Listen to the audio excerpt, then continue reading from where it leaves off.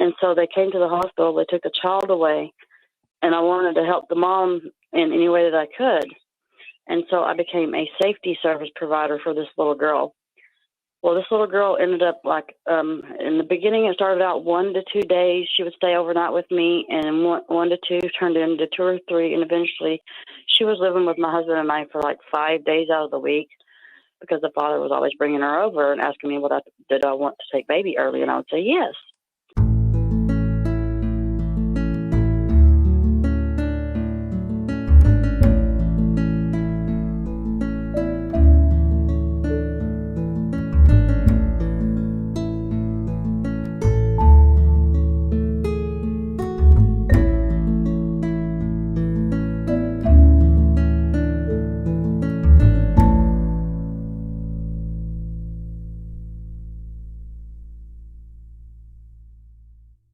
So let's jump right into the calls today. Let's take Amy from Oregon. Amy, did you have a story to tell or a question to ask? Thank you, first of all, for hearing me out. I have a question. Actually, I guess more than I would tell the story, because the story's really long. But okay, there's a little girl that I raised. Okay, I met her birth mother at the apartment building I lived in at the time, which I'm still in the same apartment complex. But when she was born, I watched this little girl come into the world, and the father was given full custody, and the mother has disabilities, mental disabilities or whatever. Mm-hmm. And so they came to the hospital. They took the child away, and I wanted to help the mom in any way that I could. And so I became a safety service provider for this little girl. Well, this little girl ended up in the beginning, it started out 1 to 2 days. She would stay overnight with me, and one to two turned into 2 or 3. And eventually she was living with my husband and I for like 5 days out of the week, because the father was always bringing her over and asking me did I want to take baby early. And I would say, yes, of course I want her. And anyway, her life is very well documented with videos and pictures and stuff like that. And since I'm not the biological mother to this child, and since she was removed, and the reason that she was removed is because she has 2 older half-siblings, and the oldest one, the eldest daughter, made an accusation against her father and her mom's boyfriend. She said that he sexually assaulted her and possibly her middle sister, but not the little girl that I was raising. Well, anyway, they never went to CPS showed up at the father's house first, but the girls weren't there. Mm-hmm. Anyway, so they go over to the mother's house, the little girl raised her half-sister's mother's house. And anyway, she has a son and also has a little boy. Well, they told her, she was distraught, and they told her, if you don't shut up and stop crying, we're going to take your son too. But they let her keep her son. And none of this stuff has been proven in court that this happened. And so it's like they're going after the birth mother over her disabilities. And they told us when they came to my home and removed this little girl from me, oh God help me,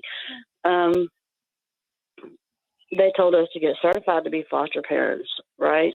And we went through the grueling process of becoming certified to be foster parents, so that I could get this little girl back while this investigation is going on.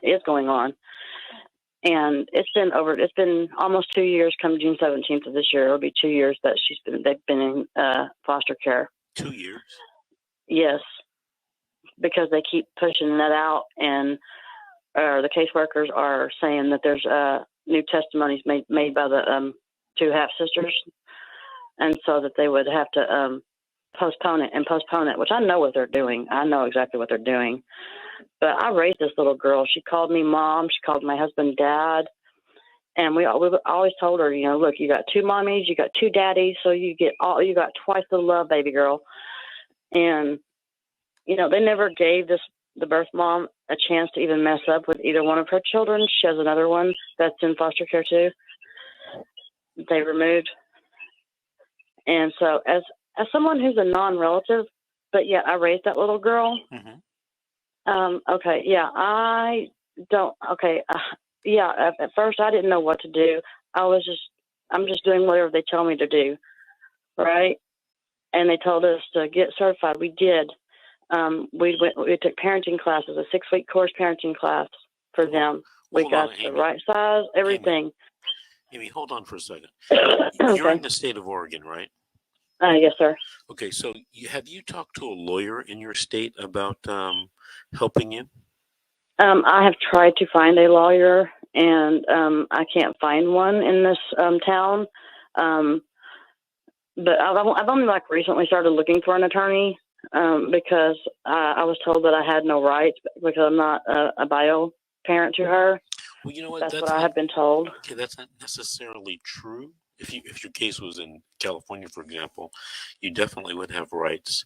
You might even be able to file for something called presumed parent status. But you know what? I work with an attorney in Oregon. What county are you in? Douglas County. Okay, I work with an attorney. He's in Deschutes County. But what I'd like you to do is during the week coming up, I want you to call me at my office, and I'm going to give you his name and number, and you give him a call and see if he can assist you with your, I think they call it DHS matters or CPS matters in Oregon. Okay. Okay. Let me give you my office number. It's 888-888-6582. That's 888. Okay, awesome. 888-6582. Any quick questions you want to ask me before the break? No, I don't think I have any more questions. I think I think you pretty much answered it.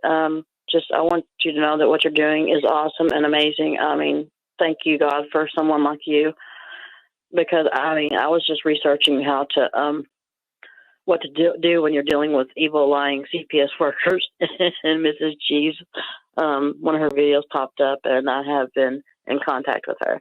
Okay. But she's an amazing woman. Keep listening, because she's going to be a guest host in a few minutes.